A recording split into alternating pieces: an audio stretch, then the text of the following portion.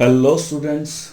So we are doing the chemical kinetics and yesterday we discussed about the integrated zero order reaction. So today we will discuss about the integrated first order reaction. आज हम integrated first order reaction को करेंगे. Integrated first order को करने से पहले कुछ previous result को देखते हैं कि जो अभी तक हमारे पास आ चुके हैं. तो हमारे पास अभी जैसे फर्स्ट की बात करें तो यहां पर मैं लिख रहा हूं order of reaction. This is the order of reaction, and here is the differential law, differential rate, and here is the integrated rate. Order of reaction से we are talking about the zero. अगर हम zero order reaction की बात कर रहे हैं तो differential उसका क्या बनेगा. यदि कोई रिएक्शन, यहां पर रिएक्शन को भी एज्यूम कर लेते हैं, say A will give rise to the product. यदि ए क्या दे रहा है, हमें प्रोडक्ट दे रहा है, तो इस पर्टिकुलर रिएक्शन के अंदर क्या होगा, दिस इज द रिएक्शन. तो हम रिएक्टेंट के बेसिस पर यदि हम देख रहे हैं तो D R by D T will give rise to K concentration of A, this one की पावर 0. ये हो जाएगा. What about the integrated law, integrated rate of reaction क्या बनेगा, integrated rate of reaction that will be, जो हमने कल किया था, that is K equal to initial concentration divided by minus final concentration divided by T. So that will be the integrated law. सो ये integrated था, zero order का differential था, और ये इंटीग्रेटेड है. सो ये दोनों में फर्क है. और यदि हम इन दोनों के फर्क को देखते हैं तो क्या पता लगता है कि this gives the relationship between concentration and rate. ये क्या है, रेट है. This is the rate of reaction, और ये क्या है, उसी का कंसंट्रेशन है. So this is the concentration. So give the relationship between rate and concentration. और ये क्या दे रहा है, दिस इज द कंसंट्रेशन, ये क्या है, कंसंट्रेशन, और ये क्या है, time. So this gives the relationship between concentration and time. ये concentration और time के बीच में रिलेशनशिप दे रही है, और ये concentration और rate के बीच में रिलेशनशिप देता है. तो यदि हमसे किस टाइम पर क्या रेट ऑफ रिएक्शन चल रहा है तो we will go for integrated law.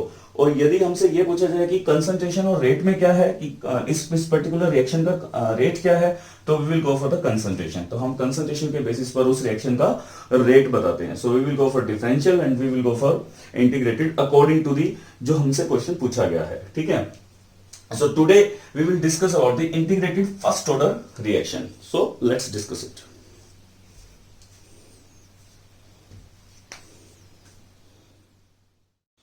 So let us discuss about the integrated first order reaction. So integrated first order reaction के लिए let us consider a reaction. एक reaction, general reaction को consider कर लेते हैं. That is, say R will give rise to the product. So R हमें क्या दे रहा है, product. So this is the reactant and this is the product. ये reactant है और ये product है. ठीक है, ये general reaction हो गया. So what is the differential first order reaction? Differential first order जो हमारे पास था, that is the minus dr by dt equal to k r raised to the power 1. So this is r की power 1 कर दिया. So that will be the first order differential law. ये क्या है, first order differential law. First order differential law हमारे पास आ गया.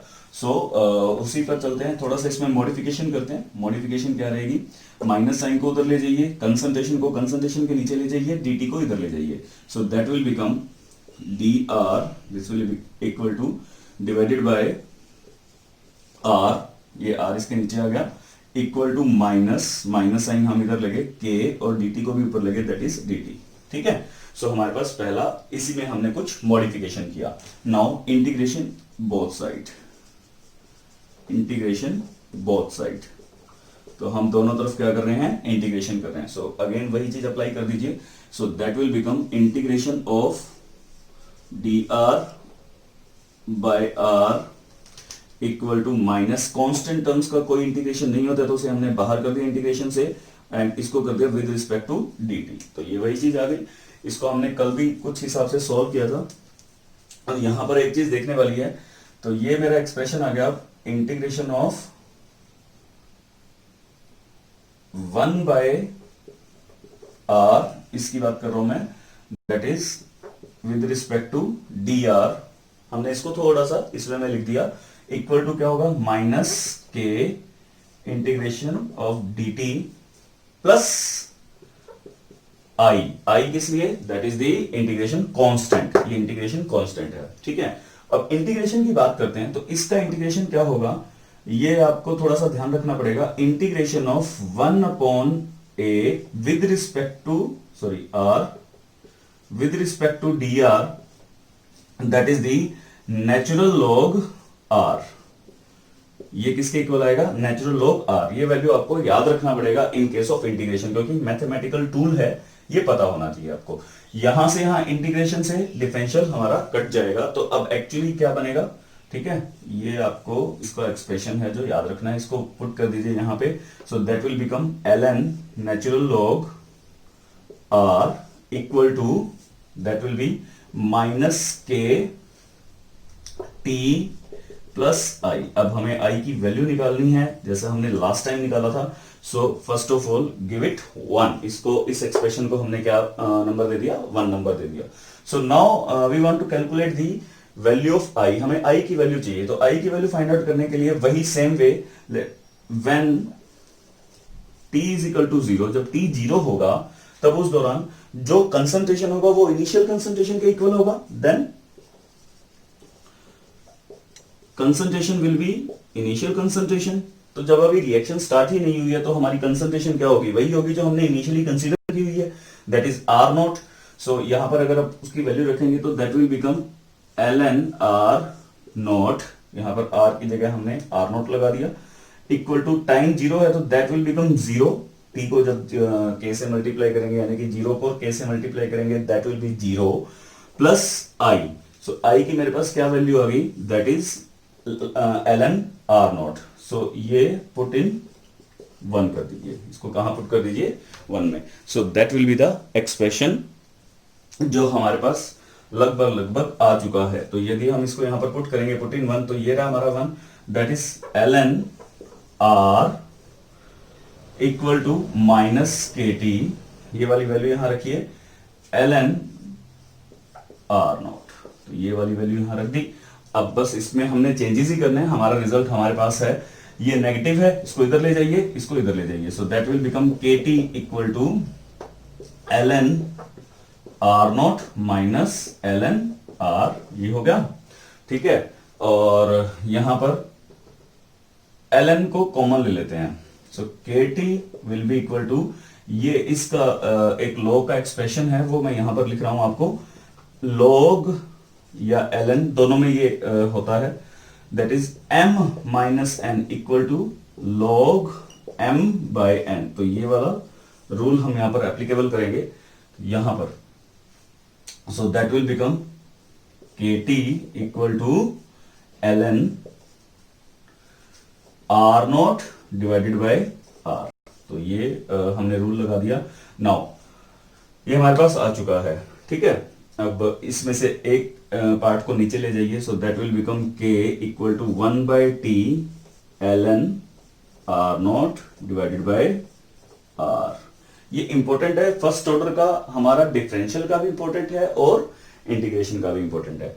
अब ln और log में इसका बेस e रहता है, एक्सपोनेंशियल रहता है, हमें बेस 10 में लेकर जाना है, तो that will be equal to 3.303 log, base 10 होगा, इसका e होता है, ठीक है।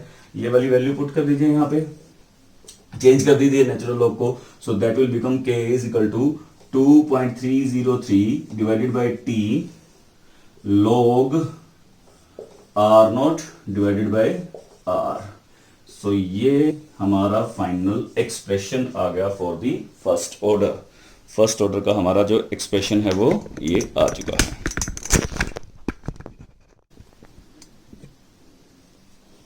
सो that will be the expression for the first order. तो ये इसको मैं सेकंड टर्म दे रहा हूं। फिर से एक बार देखते हैं सारे के सारे केस को ध्यान से। r with respect to D r, तो यदि हम इसके इंटीग्रेशन करते हैं that will become the ln r, that is the natural log r, ठीक है। और यहां से इंटीग्रेशन से डिफरेंशियल हमारा कैंसिल आउट हो जाएगा, तो नेचुरल लॉग r, इसका एक्सप्रेशन जो हमने यहां पर किया that is minus K T plus I, that is the integration constant. So integration constant की हमें जो वैल्यू निकालनी है वो कैसे निकालेंगे, जब टी को जीरो पुट कर देंगे। When t is equal to zero then concentration will be the initial concentration. तो इनिशियल कंसंट्रेशन को हमने आर नॉट पुट कर दिया। सो जब यहां पर पुट करेंगे तो I will be natural log R naught. तो अब हमारा फाइनल एक्सप्रेशन क्या बना, natural log R is equal to minus K T, that is the value of I जो हमने यहां से निकाली है, that is natural log R naught. Fine. अब हमने माइनस वाली टर्म को इधर ले दिया और इसको इधर ले गए। सो k t will B positive now, क्योंकि हमने उसकी साइड चेंज की है, यहां से इसकी साइड यहां पर ले गए, तो that will be the negative. So दोनों तरफ हमने जब ये वाला रूल लगाया log m minus n, so that will B log m by n। ये नेचुरल log और log बेस 10 दोनों में होता है ये वाला रूल। तो यहां पर जब हमने ये रूल लगाया तो that will be k t equal to natural log r not divided by r आ गया। ठीक है, के 1 बाई टी को इधर नीचे लेके, तो 1 by T natural log r not by r। हमें पता है कि नेचुरल log और log के बीच में क्या रिलेशन है, दैट इज 2.303 log बेस 10 हो गया। यहां पर ये वाली वैल्यू पुट करो और हमारे पास एक्सप्रेशन आ गया, that is k is equal to 2.303 by t log initial concentration divided by final concentration. ठीक है, सो ये हमारा जो एक्सप्रेशन है दैट इज वेरी इंपॉर्टेंट। अभी एक बार दोनों के दोनों एक्सप्रेशन को फिर से देखते हैं जो हमारे फाइनल रिजल्ट्स आए हैं।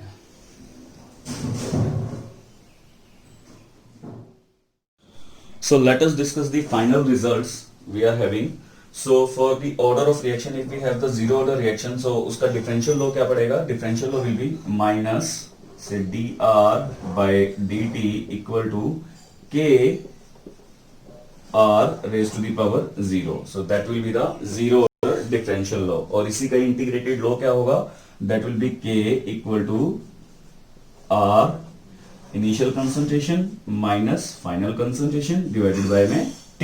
So that will be the integrated zero order reaction। ठीक है, so now for the first order की बात करते हैं तो first order इसका क्या रहेगा, that will be dr by dt equal to k r raised to the power 1। तो ये रहेगा हमारा first order। और इसी का अभी जो differential law किया है हमने, क्या किया है, सॉरी integrated law क्या किया है, that will be k equal to 2.303 divided by t, that is very important, याद रखना इसको। तो that will be 2.303 upon t, that is log initial concentration divided by final concentration। तो ये हमें क्या दे रहा है, so it gives the relationship between time and concentration and this gives the relationship between concentration and rate of reaction। So that is the final result with us। So ये हमारे साथ final results हैं, याद रखने हैं ये।